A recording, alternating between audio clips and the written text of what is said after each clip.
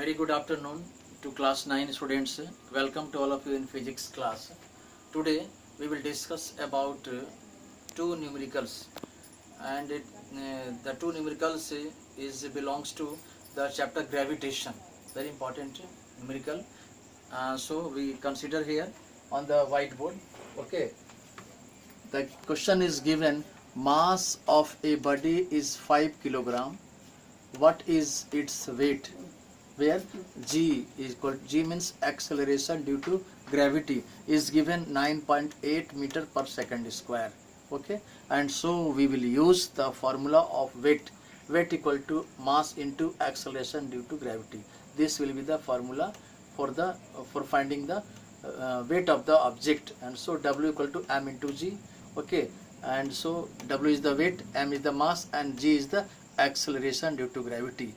Two in quantity is given, m is given, that is mass is given 5 kilogram, G is given 9.8 meter per second square. So we will multiply this 5 into 9.8, then we will get 49.0, that means 49 Newton. Okay, this will be the here is the, it is given that the unit of weight is Newton, it will be Newton. Okay, 49 Newton, 49.0 means 49 Newton. Okay, and now there the question is, second question is given: a man weighs 600 Newton on the earth surface. Okay, on the earth, what is his mass?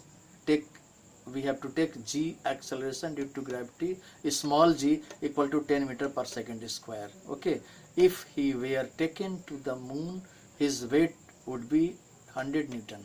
Okay, and what is his mass on the moon?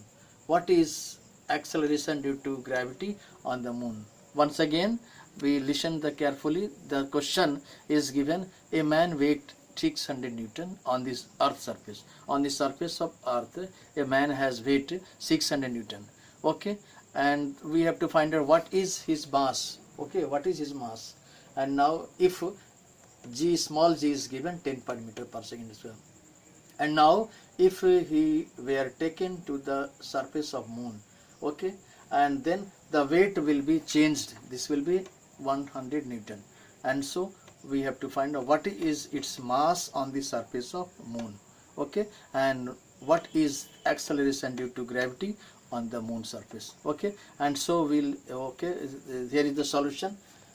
At first we will find the mass of the man on the surface of on the earth surface. Okay, and so we will use the formula weight equal to mass into acceleration, and mass is not given, and G is given 10 meter per second square, weight is given 600 Newton, and so we will find the value of m equal to 600 by 10. 0 and 0 will be cancelled, and 60 kilogram is the mass of the man. Okay, the mass of the man is 60 kilogram. Mass of the body, you always remember that, listen carefully, that mass of the body remains the same everywhere in the universe. Okay, once again, mass of the body will not change, it will remain constant everywhere, same everywhere where in the universe. Okay, so mass of the moon, mass of the man, sorry, mass of the man on the surface of moon is 60 kilogram. That means mass of the moon on the surface of earth is equal to mass of the moon on the surface of mass of the earth. Mass of the man on the surface of moon will be 60 kilogram, as well as mass of the man on the surface of earth will be also 60 kilogram. Okay, both are same. And now we have to find out what will be the acceleration due to gravity on the surface of moon.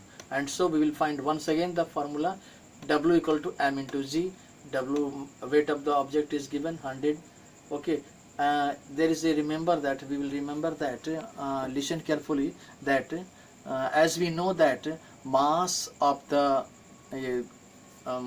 weight is not changed everywhere, but weight of the object will be changed. So okay, weight of the object on the surface of moon will be 1/6 times the weight of the object on the surface of earth. Okay, and so that's why we will use the formula here, W equal to m into G.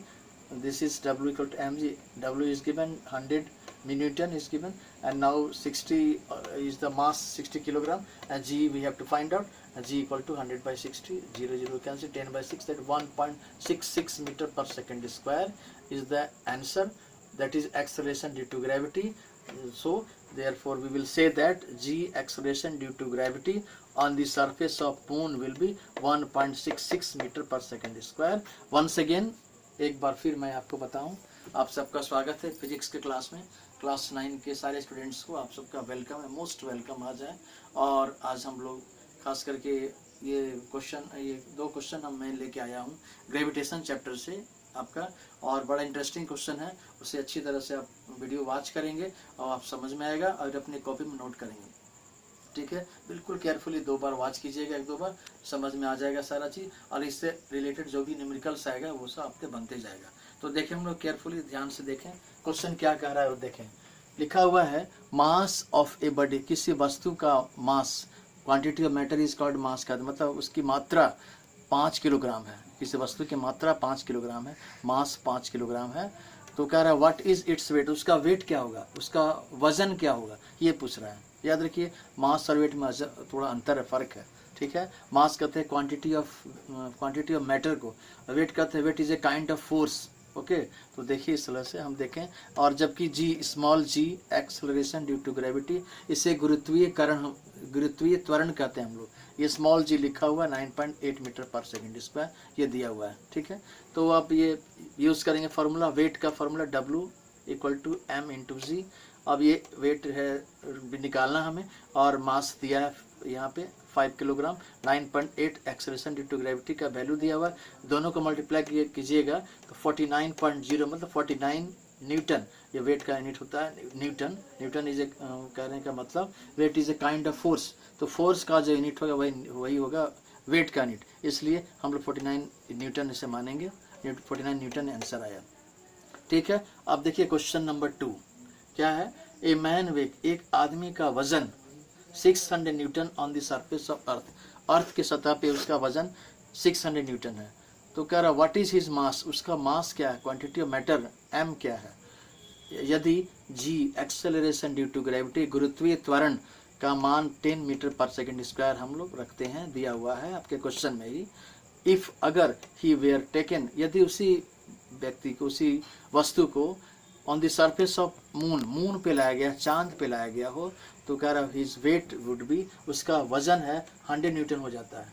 ठीक है, what is his mass on the moon, तो moon की सतह पे, moon के surface पे उस वस्तु का मास क्या होगा, m क्या होगा, ये पूछ रहा है. What is the acceleration due to gravity on the moon, और मून पे उसका acceleration due to gravity small g क्या होगा, ये दोनों का वैल्यू पूछ रहा है. ठीक है, समझ में आ गई बात. अब देखिए हम लोग कैसे बनाते हैं क्वेश्चन को. At first we will find, सबसे पहले हम लोग मास ऑफ द मैन, उस व्यक्ति का, आदमी का मास है on the surface of earth, earth की सतह पे क्या मास है वो निकालेंगे, क्योंकि वेट दिया हुआ है 600 न्यूटन. तो देखिए फार्मूला यूज करेंगे फिर पहले की तरह, W equal to m into g. ये W हो गया 600 न्यूटन और m निकालना है 10 हो गया. G इज गिवन, दिया हुआ है यहाँ पे acceleration due to gravity, use करेंगे, m का वैल्यू निकालेंगे तो 0 यहाँ 600/10 आएगा. 60 किलोग्राम मतलब 60 किलोग्राम है मास of the object, mass of the man on the surface of अर्थ. ठीक है, और एक चीज जान लीजिए कि मास ऑफ द मैन, बॉडी, किसी भी वस्तु का मास होता है वह बिल्कुल अनचेंज होता है, कांस्टेंट होता है, फिक्स होता है. कहीं भी, चाहे उसको अंतरिक्ष में ले जाइए या अपनी धरती पे रखिए, कहीं भी उसका वजन, इसलिए लिखा हुआ है, ये दिया हुआ है मास of the body remains the same.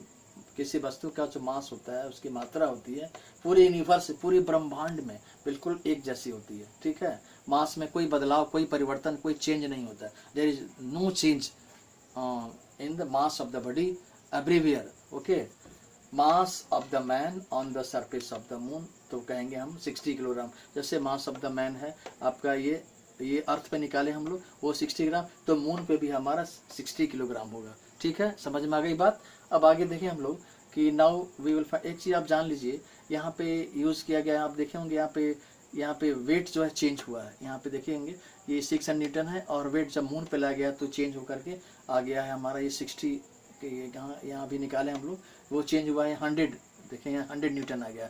एक चीज़ जान लें आप कि किसी वस्तु का अभी हम लोगों ने पढ़ा कि मास में बदलाव आता है, अभी हम लोगों ने पढ़ा कि मास में चेंज होता है, लेकिन ये वेट में, मास में कोई बदलाव नहीं आता है, बल्कि वेट में बदलाव आता है, ठीक है, उसके वजन में। तो वजन जान लें आप सारे लोग कि किसी वस्तु का वजन चांद की सतह पे धरती के पर जो उसका वजन है उसका 1/6 टाइम्स होता है, 1/6 भाग हो जाता है। 1/6 इससे मतलब कि 6 से डिवाइड करेंगे, जो आपका वेट है आपके अर्थ पे और मून पे जाएगा तो उसमें 6 से डिवाइड करेंगे तो weight of the object on the surface of moon निकलेगा, ठीक है। तो मून की सतह पे वेट जो है वजन है आपका, वो किसी वस्तु का वजन धरती की सतह पे जो वजन है उसका 1/6 हिस्सा हो जाता है। तो उसी हिसाब से यहाँ देखिए परिवर्तन आया यहाँ पे, याद रखिए, इसलिए मैं बता रहा हूँ ये आपका आने वाली परीक्षाओं में भी उपयोगी है, इसलिए इसे ध्यान से देखेंगे।